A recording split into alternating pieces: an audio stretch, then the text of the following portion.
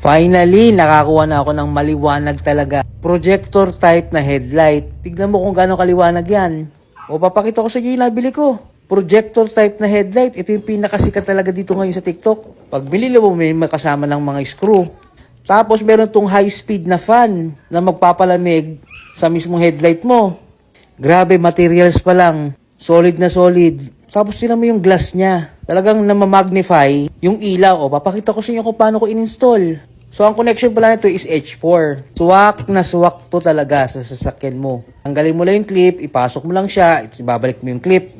Tapos, ibalik mo yung cover, saka isaksak mo na. Napakadali. Kahit ikaw, kayang-kaya mo yan. Kung ito yung tsura niya sa loob, fit na fit.